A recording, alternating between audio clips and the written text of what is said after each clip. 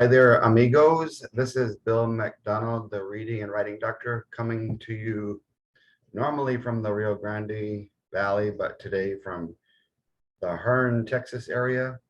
I'm going to do question number 3 for those of you who are 6th, 7th, and 8th grade reading teachers. And it has to do with revealing something about a character based on an analogy. They say that the world's greatest teacher was Jesus, and he often spoke with analogies, parables, allegories, stories with another meaning. And when he did that, he was talking to adults. And after he finished one time, his helpers, his disciples asked him, "Hey, why do you always talk weird? How come you don't talk normal?" And he said, "Well, comma, they have eyes, but they don't see, and ears, but they don't hear." And so if he was having to talk that way with adults, then much more so, I think that we sometimes need to figure out, how can I make things more visual, verbal, auditory, and kinesthetic with my students? Well, the author of the poem that we're going to look at today is simply folding laundry and makes a connection to life and her own personal experiences as she's doing it. So I thought it was a very interesting uh, stanza in the poem. And sometimes the answer to the question is the effect, and the question itself is the cause. Because of what they ask you about in the question, what is the effect? And so if the cause in this case is going to be the red light, if the cause is going to be the red light, then the effect is going to be what I'm going to call the yellow light. Whatever happens next, cause, transition, effect. So let's take a look at the question number 3 for those of you who are working with us on the 6th through 8th grade questions. And it says, what is the conversation, the dialogue between the mother and the speaker in stanza 2? So that's the what, and that's the where. Revealed through an analogy, the reader can infer, the reader is us, about how the speaker feels. Okay, so basically, after the cause, what they're asking for is an effect. And so if you tell your students that C comes before E in the alphabet, it'll help them remember that the cause comes before the effect.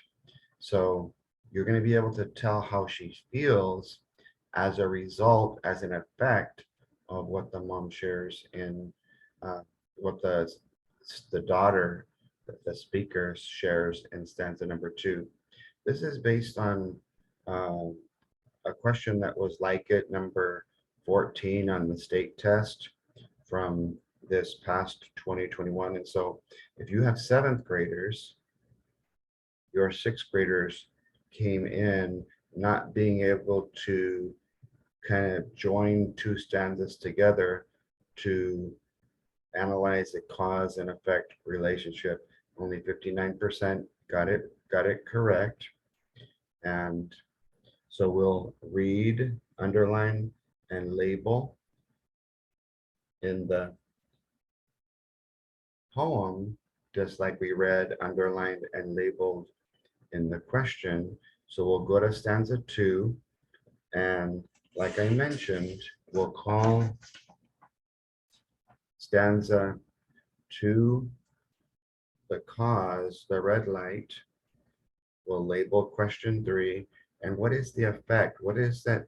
What is the analogy that she's able to make from this experience that she has in stanza 2? What life connection?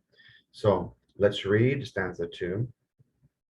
My mother tells me this. This is that everything happens for a reason. While as we fold laundry, white towels separated from the colored ones. Each one is a threat. Opinion. When they are allowed to be mixed together. I remember the time, an example. Example 1 or 2. That I spilled bleach on a blue towel, dotting it forever. So one time when you allowed them to be mixed together, it created damage to the blue towel. The pale pink towel was a memory of the one time it was washed with a red one. So the red towel got washed with the white one, which caused it to turn pale pink. Okay, that's all great, but now she connects it to real life. Maybe there is something to be learned from this. Perhaps some want to remain as they are, each to its own kind. So she's thinking, so that this doesn't happen, this damaging of my blue towel and my white towel, maybe each one should remain in its own kind. And the connection to life is maybe the people of different colors should stay apart in the same way our laundry of different colors are separated. And her hope is in time that perhaps one day in the future, everything will turn to gray and all the colors can exist in harmony. So in the future, she hopes that this could be the case. But right now, she's thinking that maybe it's better if we all just kind of stay apart. So in order for whatever we pick to be true, it has to be true all the way through. So let's take a look at number 3. She, the subject, my little stick man, feels that she is sometimes a little careless when it comes to folding laundry. I didn't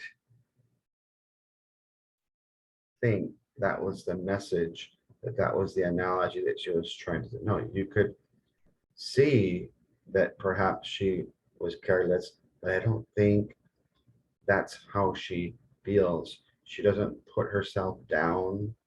Um, she doesn't say anything negative about herself. She's doing the laundry. So I'm going to put a little X here on the side. It might be better, opinion, circle it, if white people would accept the colored people, because it has an and, that is true, and not separate them from being a regular part of life. Now, it probably would be true, but they're asking you to infer how the speaker feels. That's how maybe the majority of us feel, but because they were asking how the speaker feels, that's not what she was feeling in stanza 3. So that's from a third person point of view and perspective. That's how other people probably feel. Sometimes bad things, bad opinion can happen if white and colored people try to live in a united way. Remember she had said, oh, perhaps it's all better if we just stay apart. So the 3 pieces of the puzzle, maybe something bad could happen, like the blue and the white towel getting mixed with other colors. If white and colored people of different colors, tried to live in a united way, if they were to come together. That's a great analogy. So I'm going to put a question mark. People of all different colors are prejudiced towards one another. The people of different colors is the subject. A sentence is like a street that you pave. with subject and the predicate, which is the action, the verb, and the ending. They're saying that all the colors are prejudiced towards each other. And since that's not what she mentioned, she doesn't talk negatively or adversely about different color groups. So I don't think I could quite infer that, because remember, it's about how the speaker feels, and we can only base it based on the effect that we get to hear in stanza 3. So the 3 I'm going to eliminate possibly are going to be A, B, and D. That sometimes bad things can happen if white and colored people try to live in that way, such as what was happening when we mixed the laundry together. So I'll select one, and if I show you why, we could put here on the side the pink towel and turn the white towel turning pink, and the blue towel getting a white dot on it because of the bleach, probably. So that's me eliminating and explaining the wrong answers and selecting and showing you why.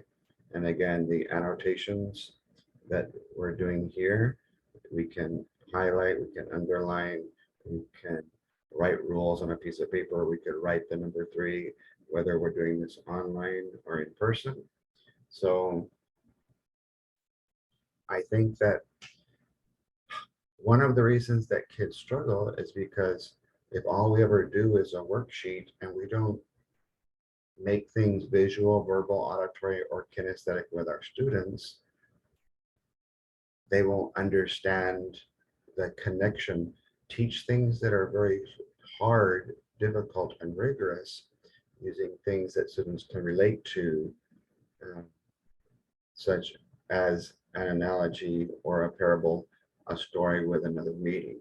So do me a favor, as always, click like on the video on YouTube, join as a subscriber in YouTube when you get in there. If you have friends who are reading teachers who don't have Facebook or other social media for whatever reason, when you're in there, copy the link to the YouTube and feel free to share that with one of your reading teacher friends. If you would like, go ahead and email me at writing_doctor@yahoo.com, and I can send you a link to the 6th through 8th grade or 3rd through 5th grade reading practice tests that we're going to be going over the next couple weeks. Or you can message me or even put in the comment section, but I need to know the grade level you teach and the subjects that you teach, so I can help you make that connection. I also work with math and classroom management and motivation. So hopefully with whatever you're struggling, I'm even working on science with a school next year. So raise your hands in the comment section if you are a science teacher or know one, or social studies, because a lot of our reading passage can be reading focused, reading driven, but focused on science or social studies content. So as far as I know, I'll be helping a school with their 5th grade science for the next 3 days next week. So let me know if you would like to get some help on science or know somebody who does. Please share or tag your reading friends who are working on inferencing. When you infer, you're reading between the lines. You're trying to figure out what is it that, in this case, the speaker, the daughter in the poem, is trying to share with you through the analogy of folding laundry about real life and its problems. So you guys take care and have a blessed day.